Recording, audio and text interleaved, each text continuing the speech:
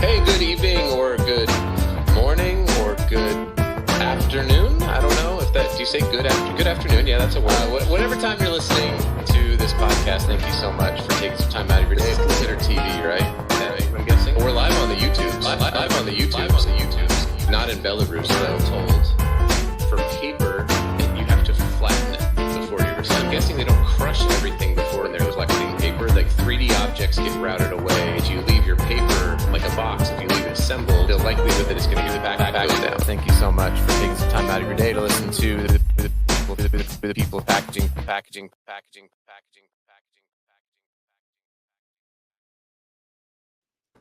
Hello, everybody. Welcome to another episode of the People of Packaging podcast. It's always so fun to listen to the intro because my son made it. He's 17, and it was just, it always brings me a little bit of extra joy whenever I hear it, because it's cool that I can get my kids involved in this whole thing. So I've really, I get a little smile on my face every time I hear that. I'm joined today. I'm super excited to be joined by Kari Warberg Block. She is the founder of EarthKind, and we're going to hear about her story and about the products and about just what compels somebody to start a good for the earth pest control company. So I don't know, is that the best way to describe what it is that you do?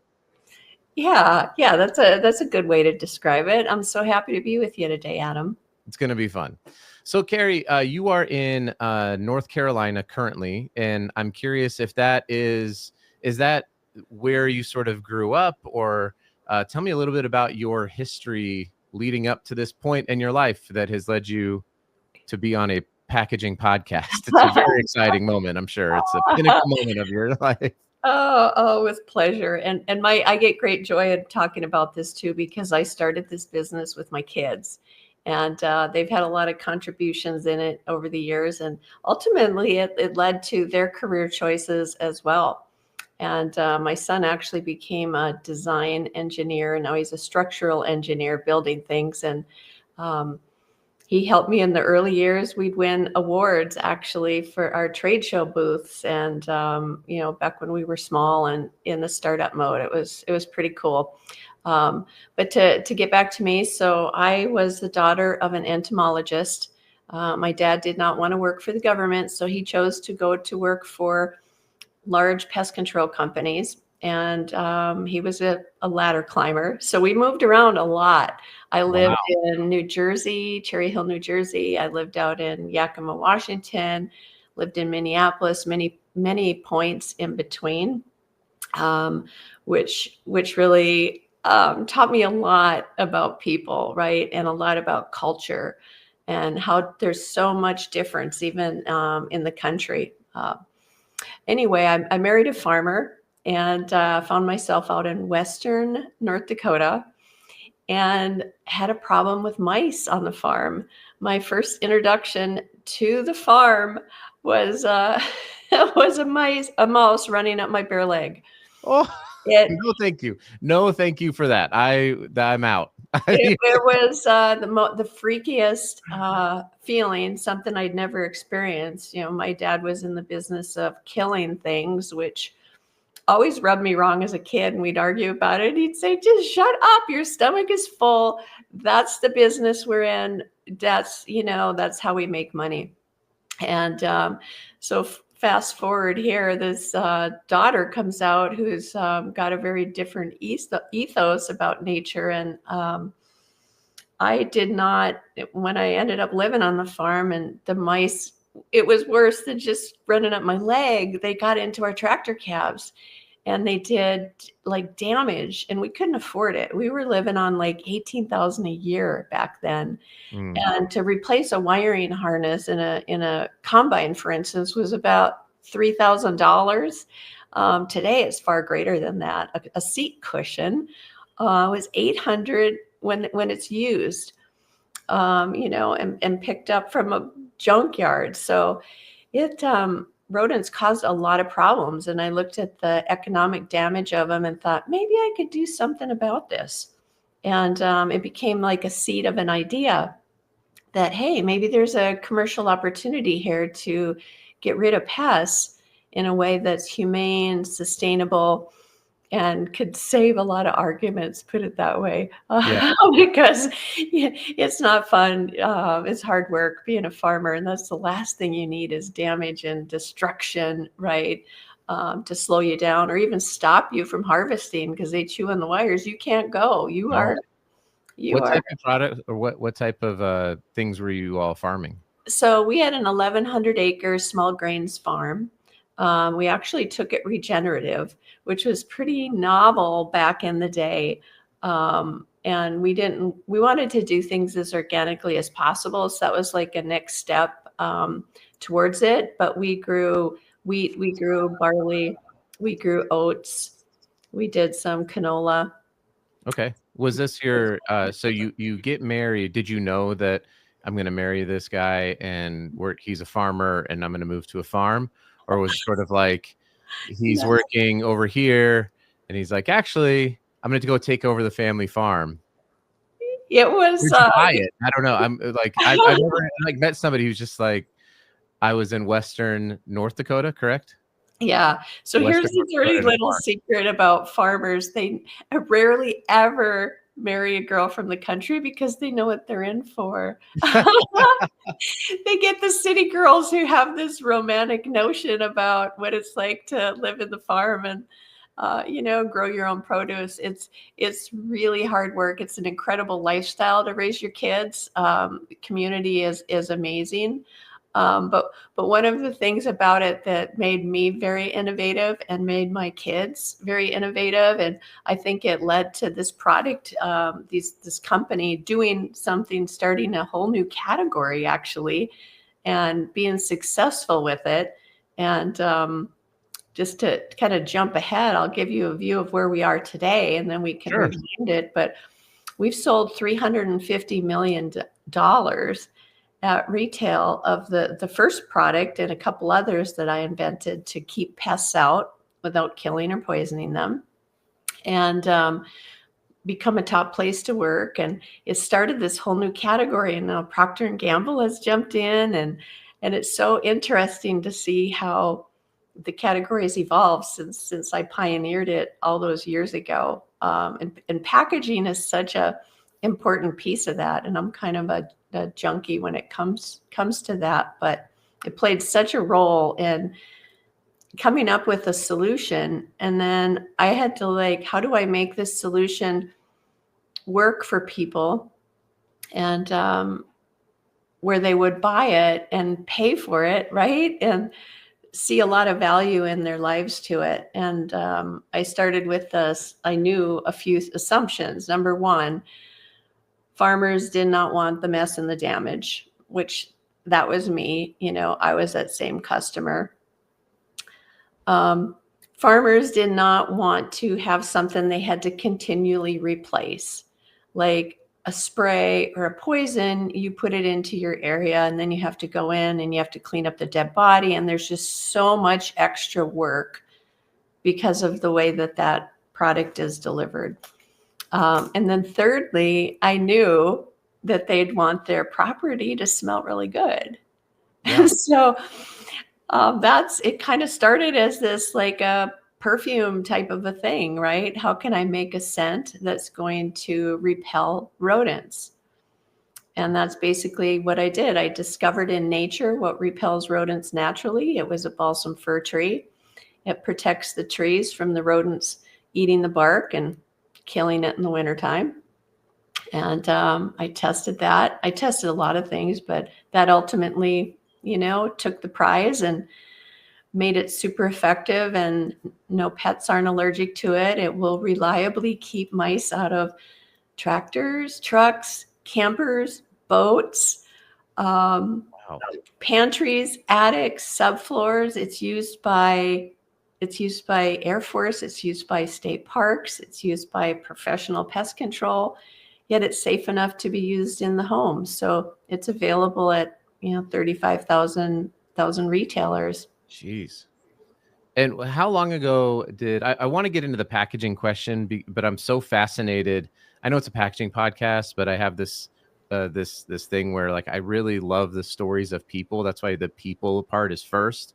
I love talking about packaging, obviously, but I'm so fascinated by this idea that you're raised by somebody who's in pest control, and then you see this need for it, but you have this sort of compelling idea that you can do this in a way that is necessary for, in this case, the farmer, or for the homeowner, for now the building owner, or whomever it is, the person who owns the camper, right? Like they want to keep rodents out because of all, like you said, all the damage, but you don't necessarily want to have to deal with at the time, the current methods of doing that, which involves a lot of either chemicals or poison or death, and that you marry those two things together. So I'm curious on two things on that.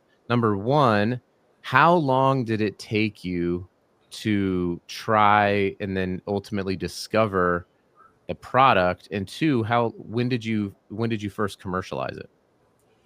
So number one, the discovery phase, if you will, took about 3 years of observation, um, trial and error. So I'd test different things on our own farm because there was a steady supply of mice. So there's the grain bins, whatever, looking for food. So I could test a lot of things. And ultimately, the balsam for oil one, that was just the start of it. I had to get the product. I had to get a patent, a utility patent, which I did that. I had to get it federal EPA certified, which that's a long story in itself because no one had ever done this before. All the protocols that existed were counting dead bodies in our category. So I had to rewrite those. Oh my Uh, gosh. and keep in mind, I started with no knowledge. I didn't have a background in chemistry, which, most people just assume. I Yeah. did have a college degree. I, lived in the country. I was a waitress and I moved furniture and I did bookkeeping, but really that was about the only things that would have been applicable to the business. So I prayed a lot and I learned to get really resourceful because I thought if I don't know something, I need to find the person who knows this. Yes. And I made it up, I just kind of made this pact, I guess, with God. And I said, I really feel like this is my calling and I will do this and feel really good when I take my last breath. But you got to provide all the people that are going to give me the shortcuts along the way because I don't have the money, I don't have the experience. I certainly don't have the time to do it. So it's got to be a collection of people. I'd really never been a leader, so I had to learn all of that. But it actually what it did is it just set the path straight, I guess, if you will. And then I took one step, and then I took the next step, and there was still a lot of obstacles. Don't get me wrong, especially when it came to packaging it to sell it. Yeah. At what price point? We were up against a $14 price point against a $3.95 poison, right? Yep. And people like, where do you even set a product when there is no category for it? So Goodness. I learned early on, I just need to stay as close to that customer as I can, right? This product needs to be sitting right there on the counter when they buy their John Deere tractor. And then John Deere loved it and they bought it and they give it to all the people when they buy a new tractor. And then we sell it in the dealerships. That's so smart. Because like you said, you sort of take not you don't take price out of it necessarily, but you are the collaboration between somebody like John Deere is somebody's buying I don't know. I live in the city. I live in Salt Lake City. So, but I did live on 10 acres at one point in my life, never had to buy a tractor, but I have to imagine these pieces of equipment are 50 to $100,000 more probably. Oh, And yeah. so, you know, Hundreds. hundreds of thousands of dollars. So they're making this huge investment into their business. And then, oh, by the way, here's some this is what this stuff does. There's no mess afterwards. It just repels the rodents. It'll keep them out. It's been tested. It's been around for how many years now? Have you been? 18. 18 years. It's just Look, like my baby graduated this year from high school or something. Yeah. your company can vote. That's so cool. So, I mean, they can, and then it's like, here you go. And then they see it and it works and it's great. And then they're a customer now. Yeah. And it's That's always awesome. been about the solution.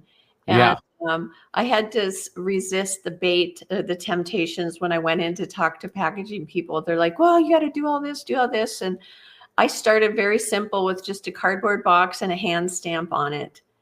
And I went out, and the implement stores and the dealers were the ones that were selling it. And I found, because I was listening to them one day, I overheard one say to a customer that walked in the door and said, hey, Henry, you want to prevent all future arguments with your wife? And he goes, yeah. He goes, buy this stuff. You'll never have an argument over the damn mice again. And that got shared, and it was just like everybody used it after that point. So that there's still this emotional hook, but the benefit was, they're not having the damage, and it smells good. And usually it's the wife's job to keep the combine clean.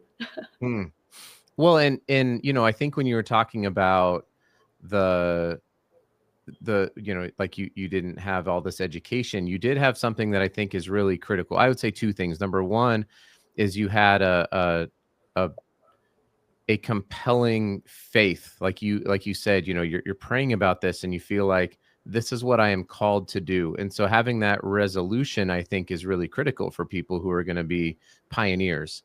And number two, you were solving a problem that you yourself had. So you had knowledge of the problem and the impacts that it had, that other people just didn't have. And so I think those are two things that are massively important when anyone's looking at starting, or, not only starting a company, but in your case, pioneering a whole industry, essentially. Is like, that's not going to happen because somebody says, I think I could go make some money. I've been able to interview a lot of entrepreneurs. Very few, and I'm even trying to think if any that I've interviewed have said, oh, I set out to do this because it was a way to make a lot of money and I saw it. That's not to say that people don't make a lot of money or they don't do well. It's just that's very rarely the thing that is compelling, because you're living on a farm in Western North Dakota, starting this business. You have to be resolved, because you said 3 years, right? It took to go through R&D, and you're going through the government. So many people would have given up and quit. So kudos to you for carrying on. And now you're in North Carolina. Are you manufacturing all of your products, or do you also use contract manufacturers and do your own? Yeah, we do 100% of our manufacturing, which is really rare. So I guess different. That's a so lot. different. Yeah, it is. There's a lot to bite off, but I knew for us to get a product out there to become a national brand, which we now have 2 national brands, we had to control every piece of it that we could to make sure that there's quality.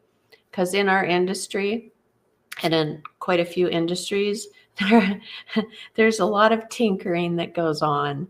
And it was very important to me that what the customer buys and what's on that label is what they're actually getting, and that they could have trust in us. And we've had that put to the test, and thank goodness that, we've held our guns on that. That's awesome. I'm going to pull up your website here, because I'd like to talk through some of these products. And it's when I said it's totally different or kind of crazy, like, I don't know many companies. I know a few. Actually, I probably know more than if I went through, but most companies are like, I have this idea, and then you go find somebody to make it for you, and then they're contract manufacturing it, and they're making it for you. And then there's another brand that comes along, another brand that comes along, and on and on and on, right? Like they're putting different labels onto various products. That's a very common practice in the industry. So it's really cool that you all are doing your own thing. But let's pull this up here. So we've got this is EarthKind. You said you have two different national brands. So you can see right in the picture there, there's Fresh Cab, which is for farms and rural areas. And then there is the Stay Away brand, which are the products to the right. And they're all like scented sachets that you just place into an area and the pests leave. Oh, okay. I did not know this. This is, and it's going through here. We've got, no harmful chemicals. Yeah, this great little sachet, and they smell good and they do no harm. That's all that. So if I go here I'm going to go here to shop all. So these EarthKind, let's say the Stay Away spiders. So I live in Salt Lake City, and I have 5 kids. 3 of my daughters are in a basement, and so we do get spiders occasionally down in our basement. So you're saying I get a 4-pack of these, and then for 30 days I just set it in the room? Yeah, you want to place these pouches anywhere where you're seeing spider webs appear. Okay. And it's going to prevent that, partly because it prevents the food that they're after from staying in there. So you're not going to get the webs, which is what the mess is. And then you're not going to have spiders building webs attracting the food, right? Because there's no food. Yeah. Yeah. Amazing. And it's super, super popular. It's our number 2 seller, actually. You can find it at Lowe's, all Lowe's stores. You can find it at Walmart. You can find it at Grove and Amazon, of course. Okay. So let's talk about the packaging for this, because I for some reason I was thinking when I saw this, I'm like, oh, is this some sort of like, not a spray, but like you kind of like put down on the ground, which would have been counterintuitive now that I know the story, because now you have a mess to clean up. So what was it like to find the right style of packaging that would both hold the product, that would have integrity with the product, but also release the scent and release the right sort of volume of scent that wasn't overpowering to the person? There seems like there's a lot of packaging engineering that goes into this. Yeah. I designed this. I designed this myself. I did hire North Dakota State University, a packaging team to help me build the equipment that I needed to do this. But I was starting with the concept of a sachet. I knew I wasn't going to put stuff in a baggie and tie them off by hand, especially, as a business grew, we needed a factory line. But it's a non-woven fabric. Okay. You see, same thing used in like diapers, right? The organic, the healthy for you type diapers. And then inside is a blend of plant fibers. So we used corncob chips, which actually slow release fragrance. People don't know this, but they've been used in the perfume industry for a long time. Okay. The cell structure will hold the fragrance and slowly release it. So a lot of people that buy our products can actually get 3 months of use out of it, depending on where it's at. That's crazy. So this is, I was just looking over here. So it's an organic cotton panel construction. What happens when somebody is done with this? So when it's time to put the new one, I just got if you're not watching the interview, I've got the Stay Away spiders up here on the screen. And so I'm looking at this packaging. When somebody is done with this, how do you dispose of it? So take the staple out of the topper and you can throw it into a recycling bin. It can even go into the compost pile. It will biodegrade. We're USDA biopreferred. So all the ingredients in this are plant-based. So that helps. So the whole thing can go into. Yes. Everything except the staple. So some people cut the pouches open and So some people just put more essential oils on the pouches to make them last longer. They use their own things, but Okay. it's it works, and it's got a good tensile strength to it too. Because I knew, with in campers and stuff, you got kids running around and people might step on it or whatever. But normally, Yeah. the places that you would use these are anywhere where people aren't. That's where the pests go. They want to go and live undisturbed. So it's the dark places, it's places you don't normally see. They come out at night, right? Yeah. Um, so this goes where others can't and does what others won't. And let's let's look at what do we have over here? Oh, there's a hat. I should have ordered a hat before the interview. I could have been rocking this EarthKind camo hat. Yeah. Let's look at this this pouch pod here. So that is really, really cool. So this is one that my son helped me design. We had some professional dog breeders using our products, and because dog kennels attract a lot of rodents and rats because of the food and the feces. And so they'd use our pouches and they had to pick them up off the floor and spray. So they're like, can you give us something to keep it off the floor? We'll hang it on the cages because it's safe to use around dogs. So we came up with this. It's like a decanter with a hook. And this is made with flax grown in North Dakota farms. It's a bio-based plastic made from flax. And we call it a pouch pod. And you put the pouch inside and it does a slow release, preventing that problem. So it's great for use in closets. You want to hang our moth deterrent in a closet next to your silks and woolens. It'll do that.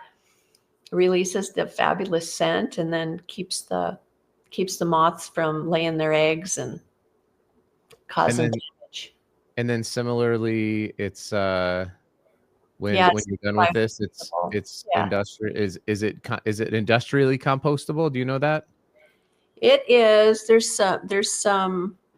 No, you can put it into a compost pile and then it goes away in time. It doesn't require the sun. Okay, got it. Interesting.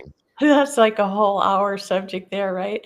Oh my gosh, yeah. I have so many questions, and I think oh look, we've got another product over here. So this product here, it's the only one that I have not personally invented and packaged ourselves. Okay. This product is in response to my having grandkids that couldn't go out because they got bit by mosquitoes and they would get terribly sick and a rash from it. And it's called Stay Away Mosquitoes. It's the only skin-friendly, unscented spray lotion made with picaridin. So the CDC and EPA have, given us the green light for that. Pregnant women can use it. Children can use it. It's really rare. Parents Magazine, we've won so many awards on this product, and we were, given the rights to do this. And I ended up meeting a chemist from India at another company, and I was working on something, and she said, you should bring this product in. And it's just been amazing and successful for us. This is really cool. And as a parent, I mean, packaging person aside, as a parent with 5 kids, like we're constantly on the lookout for this type of product, because especially here, you go in the mountains, you go for a hike, and it's a lot of the same kind of stuff. So you said this is the only thing that you don't manufacture in your North Carolina facility. Is that right? You bring this in? Yes, that's correct. We needed, like, I have to have this product, and it's the only one that's in a plastic container, but it's we're working on how to improve that for sure. But it's normally when people buy this, they never use anything else. They love it so much. That's great. It's been used by the military because it's like 18 hours effective. It is. And it feels like a lotion, and it's really, truly amazing. That's so cool. It's my favorite part about this podcast is maybe something that I should do, but I don't do a ton of research before I jump on. because I love to have these questions be genuine and organic. And so I love discovering happy, cool stories like what you're doing, and even the connection back to the North Dakota farmers, and the whole thing is incredible. It even down to the insect repellent, mosquito repellent that's tied to your grandkids, right? So just the connection to family and the connection to faith and farming is incredible. And then hearing about how you had to engineer the packaging um, is is there's probably just hours of stories that you could tell about going to trade shows and working with your son to engineer a cool trade show booth, and how do you get in front of a retail buyer with a brand new category and they don't really know what to do, and how to merchandise it and how to promote it and how to sell it.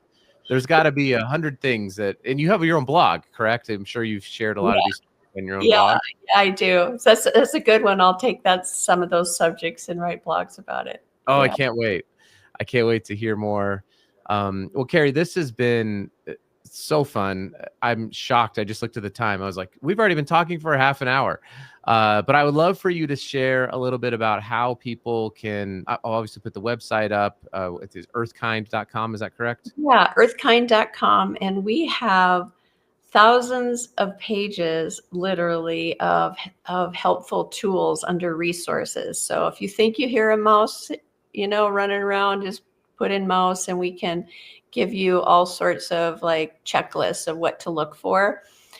You can pick up the phone and give us a call. We can help you that way.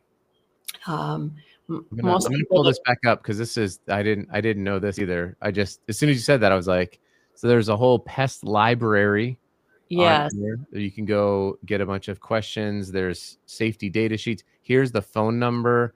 So there's a 1-800-583-2921, or it looks like maybe some local 701 numbers. Is that local to North Carolina? Yeah, that's a North Dakota number that North Dakota. we've still kept, but we have an entomologist that works with us. You can also find articles written by me at Martha Stewart, Living, Good Housekeeping, Women's Health, and more, as I'm a pest prevention expert. That's have you met, this is a totally personal question for me, but have you been able to meet Snoop Dogg? I mean, if you've written for Martha Stewart, I would just hope that maybe like Snoop has gotten on the EarthKind Yeah, it's no, I haven't met him yet, but yeah, most of the rappers are. I met 2 Chainz once in person, and he fell in love with me. He said he wants to write a song with me. He said, but I'm still gonna kill him. Jeez. You know what's funny though? Actually, as I was mentioning that, I have a coaster that I bought from my good friend Fred Richards, who has the Chicago Brand Museum that he's opening. His wife has a store it's the coolest store in all of Chicago. I'm pretty sure it's really cool. But I bought a coaster there, and one side is Martha Stewart, and that you flip it over and it's Snoop Dogg. But I would imagine if, as like the legal cannabis industry, speaking of Snoop Dogg, the legal cannabis industry is growing like crazy. This would be an incredible product to be doing all natural pest control in a lot of these farms and a lot of these indoor grow houses. It's not a terrible idea to be connected to somebody like Snoop for that industry. There is a couple rappers that have reached out to me specifically looking for social media platforms, because I know what that kind of business is in the farming, and I love talking to the people and the growers. And, yeah. And they would love to, sing and write about it, and it's there's a lot of fun that can be had. I can't wait to hear about your rap career. That's going to be coming up here very soon. It's going to have to be Christian rap. I know that. It's totally fine. As a pastor who I have one, I made one hip hop song that's on iTunes. It's not good. I did it. I'm bad at that. But I did make one. It ended up on iTunes, and I haven't taken it down because it's just a fun story. We've Uh, got one done by Willie Nelson's daughter, wrote a EarthKind anthem, and she's a fan of our products, as is the family, and it's kind of fun. It's real folky. I'm gonna definitely listen to that one. I'll send You'll it have to you. to, please do. Well, Kari, this has been awesome. I really appreciate it. Everyone go check out earthkind.com. You can find at 30, how many retailers are you in? About 35,000 stores, and then also Amazon, Grove, Thrive, and then, yeah, our own website. That's awesome. Well, what a cool success story. I'm so happy to have met you, to know you. Hopefully we can connect up in person. The video thing to me is just like, I'm so over it. I love meeting people in person, and just I think that we're created for community. It's certainly a huge part of your story, and it's an honor, and it's really cool what you're doing. So thank you for following the calling that God placed on your life, and making this product, and some cool packaging to boot. That's like the other cool benefit. Oh, peace be with you. Thanks again. Yeah, thank you, Kari.